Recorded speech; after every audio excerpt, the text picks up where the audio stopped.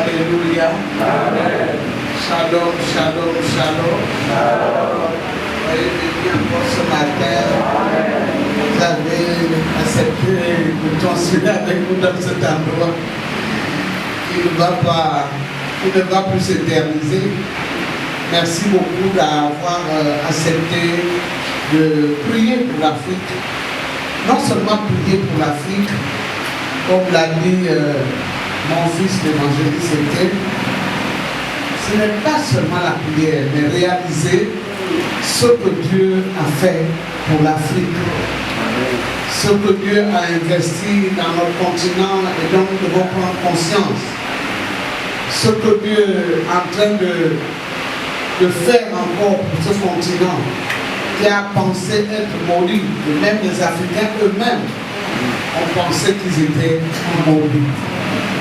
Et ça, il faudrait que ça change dans nos têtes. Cette mentalité-là change pour que nous puissions réaliser que nous sommes assis ce matin sur une nappe d'or, une nappe de pétrole, une nappe de diamants, tous les minéraux du monde, toutes les richesses rassemblées sauvagement, puissamment, méchamment bénies.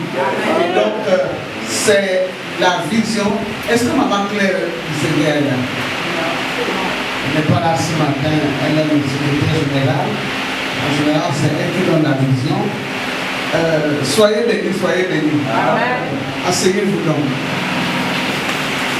Donc, la vision de la Fire, c'est le festival africain de l'évangile. Quand on dit festival, c'est que l'Africain réalise réellement qui il est et ce qu'il possède. Et pourquoi le monde entier s'attaque à l'Afrique? Pourquoi le monde entier a le regard sur l'Afrique? Pourquoi le monde entier compte sur l'Afrique? Alors que leurs yeux sont tournés vers nous et nous avons les têtes baissées. En train de vouloir compter sur eux. Donc le fondateur du Festival africain d'évangile s'appelait M. Messi. Il n'est plus avec nous aujourd'hui, mais c'est une organisation qui regroupe déjà plus de 30 à 35 pays de l'Afrique. En ce moment, ce qui se passe maintenant se passe dans tous les pays déjà touchés par la faille, qui sont membres de la faille, à la même heure, au même moment, jusqu'à ce que nous allons terminer, nous sommes en train de célébrer. En fait, c'est des prières, mais des célébrations pour ce que Dieu a fait sur l'Afrique. On va lire dans Ésaïe 19. Pour ceux qui le veulent, vous pouvez prendre Ésaïe 19 tout entièrement.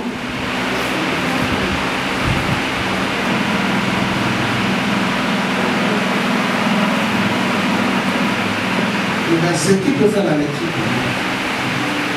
Ésaïe 19, le verset 22.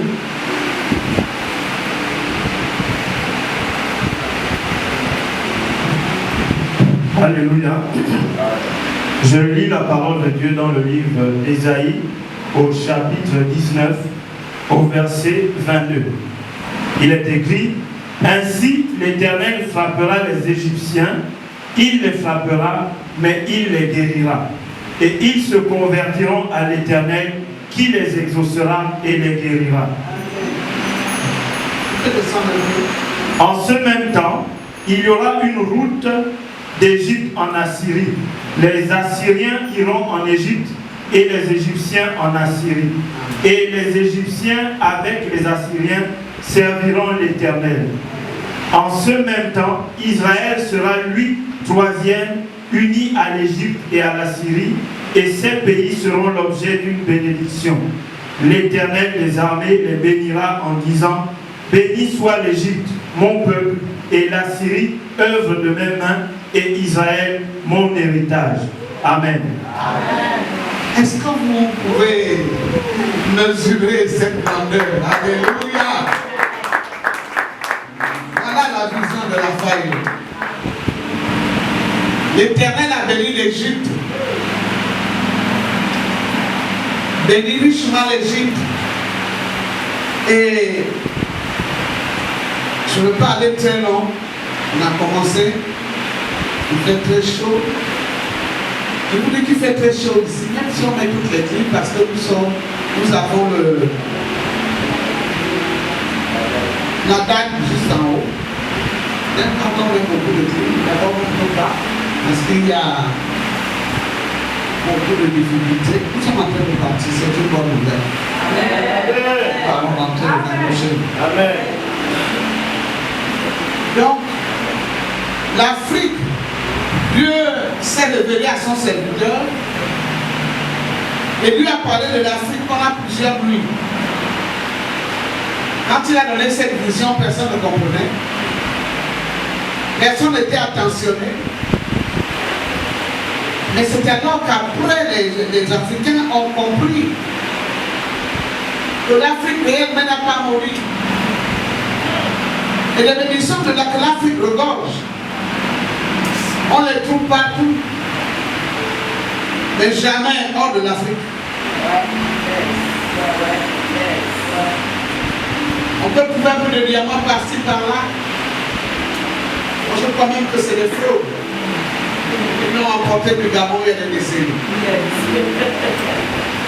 Et donc l'Africain doit réaliser que lorsque Dieu a créé toutes choses, il a donné, lisez bien ce chapitre 19, il a donné 2 fleuves à l'Afrique. Et à d'autres continents, 2 autres. Mais seulement pour le continent africain, nous avons les 2 fleuves. Et lorsqu'on développe cela, j'ai des grands hommes de Dieu qui sont là, qui peuvent aller développer. Vous verrez que l'Afrique est normalement la mamelle des nations.